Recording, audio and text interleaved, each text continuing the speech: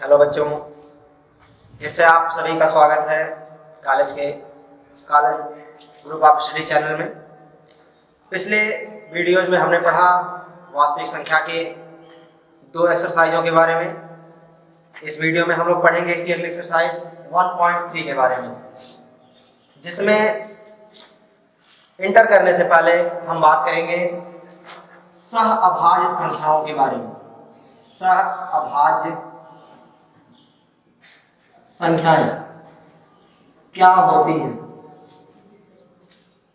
सह अभाज्य संख्याएं क्या होती हैं, इसके बारे में हम बात करें तो ऐसी संख्याएं जिनका यदि गुणनखंड किया जाए, हमने आपको पिछली वीडियो में बताया गुणनखंड कैसे करते हैं, तो ऐसी दो संख्याएं यदि हम उनका गुणनखंड करें तो उनके गुणनखंड में जो कॉमन फैक्टर यानी जो कॉमन गुणनखंड हो दोनों में जो हो वो कितना हो, वो एक हो।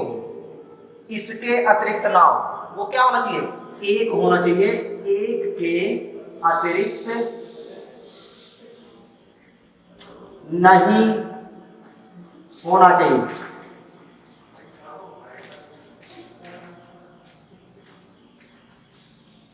इसके अतिरिक्त और कोई संख्या नहीं होनी चाहिए।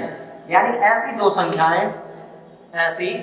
संख्याएं जिनके गुणनखंड में, बात करें इसकी डेफिनेशन की, तो ऐसी दो संख्याएं जिनके गुणनखंड में एक के अतिरिक्त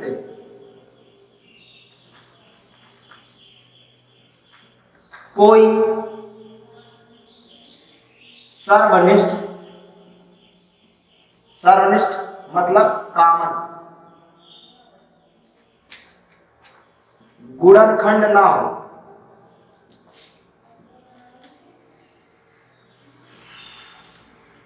उन्हें हम क्या कहेंगे, सह अभाज्य संख्या। यह इसलिए महत्वपूर्ण है क्योंकि जब आप इस एक्सरसाइज में सिद्ध करोगे कुछ ऐसी संख्याओं के बारे में, कुछ ऐसे संख्याओं को सिद्ध करोगे कि वो अपरिमेय है, वो परिमेय नहीं है, तो आप उनके लिए ऐसी दो संख्याएं ली जाएगी, ऐसी दो संख्याओं का अनुपात लिया जाएगा, ऐसी एक भिन्न ली जाएगी जिसके अंश और हर क्या होंगे, वो दोनों आपस में क्या होंगे, सह अभाज्य संख्याएं। तो आइए देखते हैं हम लोग पहली एक्सरसाइज का। इस एक्सरसाइज का पहला क्वेश्चन 1.3 का फर्स्ट क्वेश्चन है आपका। आपको सिद्ध करना है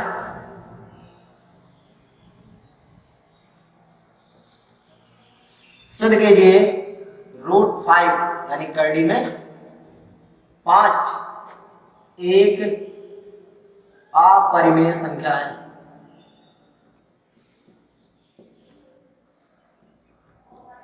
अपरिमेय संख्या, देखिए कैसे सिद्ध करेंगे इसको। इसके लिए इसे हमें अपरिमेय सिद्ध करनी है, तो हम लोग क्या करेंगे, इसका विपरीत लेंगे। अब अपरिमेय का विपरीत क्या होगा, परिमेय।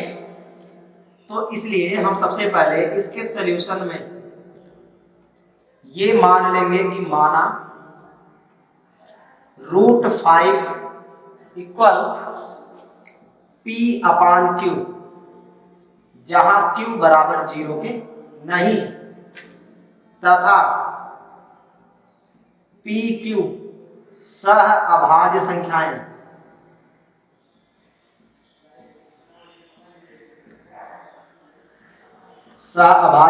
हैं। अब आप समझ गए होंगे सह अभाज्य संख्याएं हैं, इसका मतलब क्या है, यदि इन दोनों का हम गुणनखंड करें तो उसमें एक के अलावा कोई गुणनखंड होना नहीं चाहिए। लेकिन हम लोग क्या करेंगे, यहाँ उसका विपरीत सिद्ध करेंगे, क्योंकि हमें क्या करना है, विपरीत ही सिद्ध करना है। हमने क्या माना है, परिमेय माना है, हमें सिद्ध क्या करना, अपरिमेय। तो इसीलिए यहाँ हम सह अभाज्य मानेंगे और सिद्ध करेंगे कि वो सह अभाज्य नहीं है, इसलिए क्या, वो परिमेय नहीं होगा, इसलिए वो क्या होगा, अपरिमेय होगा। तो आइए देखिए, सबसे पहले हम इसको इस तरह से मान लेंगे और फिर इसको हल करते हैं। अगर तो हल करने के लिए हम इसके दोनों पक्षों का वर्ग कर देंगे। अगर इसे हम इक्वेशन 1 मानते हैं तो समीकरण 1 के दोनों पक्षों का वर्ग करने पर तो अगर हम वर्क कर दें तो ये देखो हो जाएगा 5 बराबर इधर होगा पी स्क्वायर बटे क्यू स्क्वायर। ध्यान से समझिएगा इस प्रश्न को, ये बराबर होगा 5 बराबर पी स्क्वायर बटे क्यू स्क्वायर के। अगर हम इनका क्रॉस गुणनफल निकाल लें तो आप देखो पी स्क्वायर बराबर, आप पी स्क्वायर बराबर क्या लिखोगे 5 क्यू स्क्वायर। अब अगर हम एक बार यूक्लिड थ्योरम का प्रयोग करें, यूक्लिड थ्योरम हमारी क्या थी? यूक्लिड थ्योरम हमारी थी कि भाज्य बराबर होता है भाजक गुणे भागफल धन शेषफल। अगर आप इससे कंपेयर करो, इसकी तुलना इससे की जाए, यानी यहां पी स्क्वायर लिखे, यहां लिखा जाए 5, यहां लिखा जाए क्यू स्क्वायर और शेषफल की प्लेस पे क्या है 0। तो इस स्थिति में हम क्या कहते हैं? इस स्थिति में हम कहते हैं जब शेषफल 0 आता है तो हम कहते हैं कि भाज्य भाजक से पूरी तरीके से विभाजित हो जाता है। तो यहाँ भाजक क्या है 5 है, भाज्य क्या है पी स्क्वायर। तो हम लोग कहेंगे इसलिए पी स्क्वायर क्या होगा 5 से विभाज्य होगा।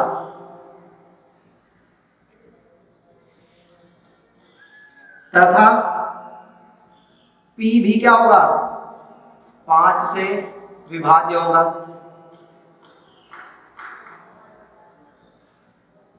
तो इस तरीके से ये सिद्ध होगा कि P स्क्वायर क्या 5 से विभाज्य होगा और P भी क्या होगा 5 से विभाज्य होगा। अब एक बात छोटी सी कि अगर P 5 से विभाज्य है, ध्यान से देखिए P जो है 5 से विभाज्य है, तो अपने इसी मेथड से P में हम भाग लगा रहे हैं 5 की, P में हम भाग लगा रहे हैं 5 की, तो अपनी तरफ से एक नया कांस्टेंट ले लिया जाए, क्योंकि P स्क्वायर के लिए 5 का भागफल क्या था क्यों, लेकिन P के लिए 5 का भागफल कुछ और होगा, इसीलिए हम उसको अपनी तरफ से मान लेंगे। माना या P बराबर क्या ले लेंगे 5C, यानी अब भागफल कितना हो गया C बार, C हो गया, तो 5 से हम C में गुणा करें तो हमें क्या मिलेगा P, यानी P अगर 5 से विभाज्य है तो भाग कितनी बार जा रही है C बार जा रही है। तो ये वैल्यू आपको मिली, P बराबर क्या मिली 5C। अब अगर हम ये ले जाके यहाँ रख दें, इसे इक्वेशन 2 डिफाइन करके, तो समीकरण 2 में P बराबर हम रख दें 5C, P बराबर रख दिया जाए 5C। तो ये 5C अगर हम P बराबर रखते हैं और हाँ यहाँ इसके प्लेस पे, तो ध्यान से आप देखो यहाँ हो जाएगा 5C का होल स्क्वायर बराबर 5Q स्क्वायर। दोनों का वर्क करें हम तो यहाँ आपको मिलेगा 25C स्क्वायर बराबर 5Q स्क्वायर, जिसमें आपको मिलेगा Q स्क्वायर बराबर 5C स्क्वायर। अब आप इसकी कंपेरेंस करो फिर अपने यूक्लिड विभाजन थ्योरम, यानी भाज्य बराबर भाजक गुणे भागफल से कंपेरेंस करें शेषफल के 0 होने पर। Q स्क्वायर क्या होगा, Q स्क्वायर जो होगा 5 से विभाजित होगा।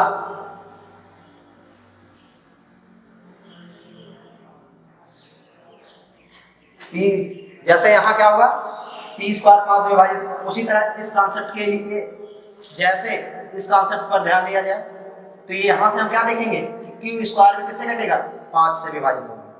जैसे P स्क्वायर 5 से विभाजित हुआ उसी तरह Q स्क्वायर भी क्या होगा 5 से विभाजित हो गया। तो P स्क्वायर अगर हुआ तो या Q स्क्वायर अगर हो गया तो Q भी क्या होगा, Q भी 5 से विभाज्य होगा या विभाजित होगा। अब आप ध्यान से देखो, अब आप ध्यान से देखिए इस मैटर को, यही आपका सारा मैटर का केंद्र बिंदु या लास्ट कंक्लूजन आपका आने वाला है। आपने क्या प्रूव कर लिया, आपने सिद्ध कर लिया P भी 5 से कट रहा है और Q भी 5 से कट रहा है। तो आप क्या लिख सकते हो, इसलिए P Q दोनों 5 से विभाजित होंगे।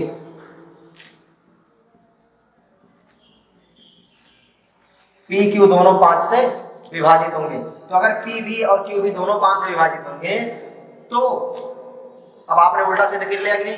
ध्यान से देखिए, आपने पहले ऊपर क्या लिखा था? आपने ऊपर लिखा था पी क्यू क्या है? सहभाज्य संख्याएं हैं। लेकिन आपने यहाँ क्या सिद्ध कर लिया? पी क्यू दोनों 5 से विभाजित होंगे। सहभाज्य का मतलब क्या होता है? जो कि जिसका गुणनखंड में जो कॉमन हो वो केवल एक हो, वो एक हो, एक के अतिरिक्त और कुछ ना हो। लेकिन आपने क्या सिद्ध कर लिया कि वो 5 से विभाजित होगा।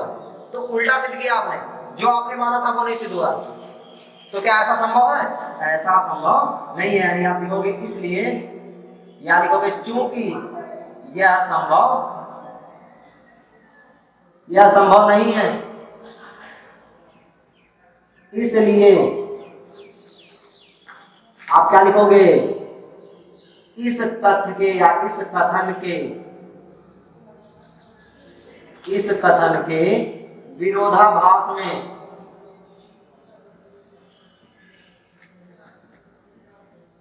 कड़ी में 5 एक अपरिमेय संख्या होगी।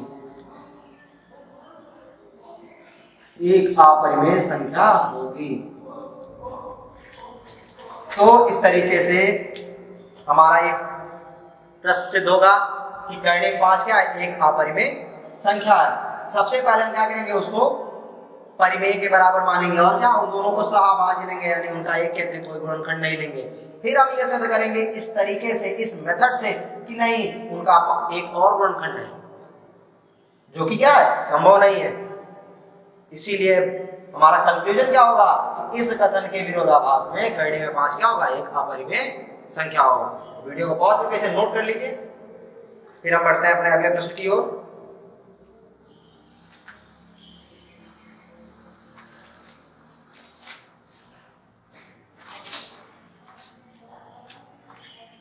चलिए, तो हम बढ़ते हैं अपने अगले प्रश्न की ओर, देखते हैं क्या हो। अब एक बात हमें और ध्यान देनी है, और वो बात ये है कि मेथड्स आपके दो। यदि आपको सिंगल नंबर प्रूव करना है, कड़ी में 5, कड़ी में 2, कड़ी में 3, कड़ी में 7, या ऐसे कोई, या फिर आप ये कह सकते हो जैसे 2 कड़ी में 5 हो गया, 7 कड़ी में 5 हो गया, 3 कड़ी में 2 हो गया। इन सभी के लिए हमने अभी जो प्रश्न आपको बताया, सेम टू सेम वही मेथड, एकदम एग्जैक्टली वही मेथड आपको लगाना है। जैसे अगर आपने कड़ी में 5 बराबर क्या लिया था? P बटे Q, तो आप 2 कड़ी में 5 बराबर भी क्या लोगे? P बटे Q ही लोगे। यहां से बस इतना आप करोगे कि यहां आप लिख दोगे 2Q, और बाकी सारा तरीका, सारा मेथड आप इसी तरीके से अपनाओगे। तो सेम वही मेथड आपको अपनाना है इन सभी संख्याओं के लिए। लेकिन अगर आपको इस तरीके की ऐसी संख्याएं मिल जाए जो कि आपको प्रश्न में मिलने वाली है, ऐसी संख्याएं मिल जाए जो योगफल के रूप में हो, एक परिमेय संख्या, एक पूर्णांक और एक अपूर्णांक है। जैसे सेकंड क्वेश्चन ही आपका उसी तरीके से है। जैसे सेकंड क्वेश्चन आपका क्या है? आपको इसको प्रूव करना है 3 + 2√5, आपको इसको सिद्ध करना। अब इसमें देखो 3 क्या है? 3 है परिमेय या पूर्णांक है, कड़ी में 5 क्या अपूर्णांक, तो इनका योगफल है। तो अगर इनको सिद्ध करना है तो आप इनके लिए बस इतना ही मानोगे, इनके सॉल्यूशन के लिए इन्हें आप मानोगे P बटे Q, जहां Q = 0। तो अब इसमें आप क्या करोगे? इसमें आप ये करोगे कि 2√5 को इधर छोड़ करके, यानी रूट वैल्यू को छोड़ के बाकी सब उधर भेजोगे आप एक एक करके। हमने 3 को भेजा तो माइनस हुआ, ये हो गया P - 3Q अपान Q। फिर हमने √5 इधर रखा, 2 को उधर रिप्लेस कर लिया। अब आप ध्यान से देखो, दोनों जो पार्ट आपके हैं, लेफ्ट हैंड साइड और राइट हैंड साइड, दोनों की कंपेयरेंस करें हम एक दूसरे से। तो अगर कंपेयरेंस करते हैं तो P क्या है, Q क्या है और 2, 3 क्या है? ये सभी क्या है? सभी के सभी पूर्णांक हैं। ये सभी के सभी पूर्णांक हैं, और पूर्णांकों से बनने वाली भिन्न क्या होती है? परिमेय होती है। तो पूर्णांकों से जो भिन्न बनेगी वो परिमेय होगी, इसलिए आप क्या करोगे, आप लिखोगे p माइनस 3q अपान 2q एक परिमेय संख्या होगी।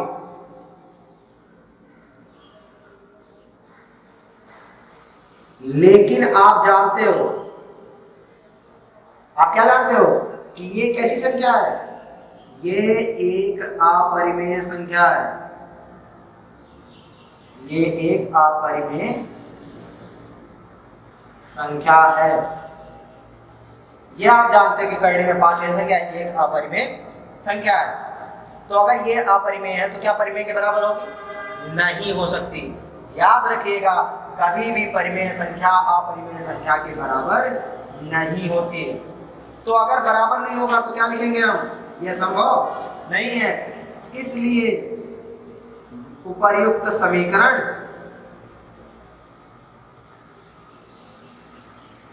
संभव नहीं है। और यदि ये संभव नहीं है तो क्या होगा, इसलिए आप लिखोगे क्यों संभव नहीं होगा। अतः इस कथन के विरोधाभास में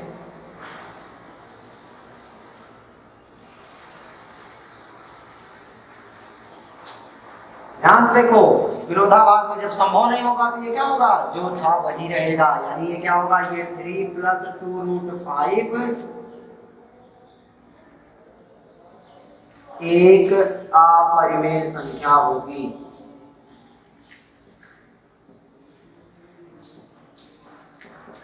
एक अपरिमेय संख्या होगी।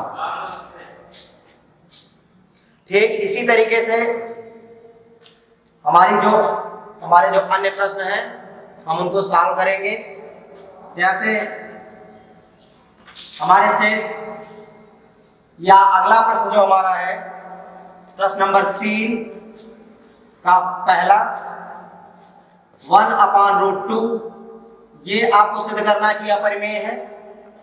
तो इसके लिए भी आप क्या करोगे, इसे p/q के बराबर मानोगे, अपने एग्जैक्ट प्रश्न नंबर 1 की तरह से आप इसे मान लोगे प्रश्न नंबर 1 की तरह से। ध्यान रखिएगा, ये उसी की तरह से ही लगेगा जैसे आपने लगाया प्रश्न नंबर 1। एकदम इसका सलूशन वही होगा, क्योंकि हम यहां से लिखेंगे √2 बराबर q/p, और ऐसा लिखने के बाद फिर हम पूर्व प्रक्रिया जो हमने अपनाई है वही प्रक्रिया इसमें अपनाई जाएगी। ये उसी के जैसा, इसमें भी हम क्या करेंगे, इसमें भी हम लिखेंगे q बराबर p√2 और इसके दोनों पक्षों का वर्ग करके इसको हल करेंगे। ठीक अगला जो प्रश्न है वो भी इसी की तरह है। इसका जो सेकंड क्वेश्चन है वो आपका है 7√5। अब इसके लिए भी हम वही करेंगे, p/q के बराबर इसे लेते हैं, जहां q बराबर हम 0 के नहीं लिखेंगे। यहां से हम करेंगे करड़ी में 5 बराबर p/7q। इनका हम पहले वर्ग करेंगे और वर्ग करने के बाद ये हमें मिलेगा 5 बराबर p²/49q²। और अगर हम इनका त्रिय गुणनफल निकाल, इस तरीके से इसको हल करेंगे। p² बराबर 5/49q² में इनका गुणनफल सेम उसी तरीके से यहाँ हमने इसको लेना है और ये लिखना है कि ये इससे p² कटेगा, फिर इसके वर्गमूल या p² का जो वर्गमूल होगा p, वो फिर इससे कट जाएगा। तो इस तरीके से हम एक के अतिरिक्त इनका गुणनखंड एक सिद्ध करेंगे।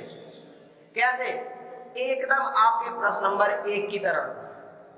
चलिए इसको हम एक बार बता ही देते हैं आपको कि कैसे इसको सिद्ध करेंगे। तो ये देखिए, हम यहाँ लिखेंगे कि PQ क्या है, यहां लिख दिया जाता था PQ सहअभाज्य है, सहअभाज्य है। तो अगर ये सहअभाज्य है तो इनका एक के अतिरिक्त कोई गुणनखंड नहीं होगा, यानी हम यहाँ लिखेंगे √5 = p/7q। अब एक छोटी सी बात, हम इसको इस तरीके से भी सिद्ध कर सकते हैं। अगर हम इसे सहअभाज्य ना लिखें, हम इसे लिख दें, ये छोटा सा कॉन्सेप्ट आप देख लो, बड़ा तो आपने देखा ही प्रश्न नंबर 1 में, इसे भी आप देख लो। यहां हम लिख देंगे कि PQ क्या है, पूर्णांक है। तो अगर p क्यूब पूर्णांक है तो हम इसके बराबर इतना लिखेंगे।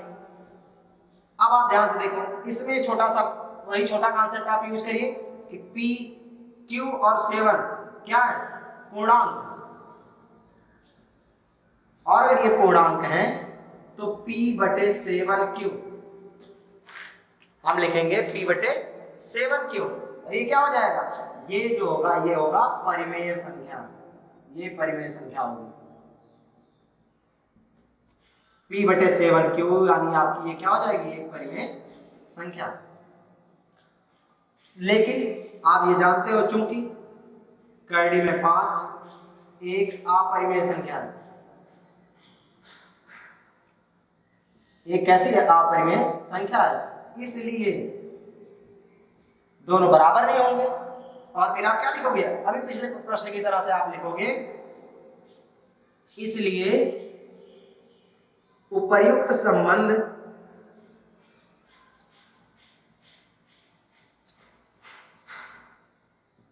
संभव नहीं है।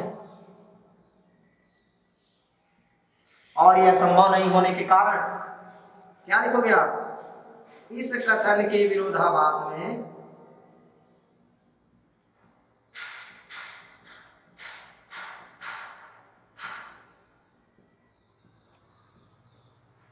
(7√5) एक अपरिमेय संख्या होगी।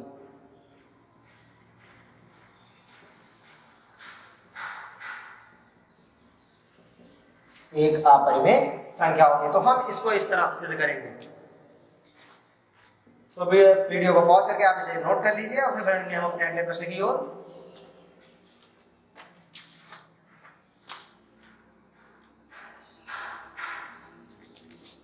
चलिए तो हम बढ़ते हैं अपने अगले प्रश्न की तरफ। अपने प्रश्न नंबर, इसी प्रश्न नंबर के तीसरे पार्ट की तरफ, यानी प्रश्न नंबर 3 के थर्ड पार्ट। प्रश्न नंबर जो आपका 3 है इसी का थर्ड पार्ट, जिसे हम बताएंगे नहीं बल्कि ये आपका होगा होमवर्क, इसलिए क्योंकि ये पूरी तरीके से संबंधित है, जुड़ा हुआ है, उसके जैसा है जैसा आपने सिद्ध किया प्रश्न नंबर 2 में। यानी आपको ये सिद्ध करना है 6 + √2। क्या सिद्ध करना है आपको, 6 + √2 एक अपरिमेय संख्या है। इसे आपको सिद्ध करना है, इसे आपको सिद्ध करना है कि सिद्ध करना है क्या, सिद्ध कीजिए। चलिए एक बार अक्षर से लिख देते हैं, सिद्ध कीजिए 6 + √2 एक अपरिमेय संख्या है।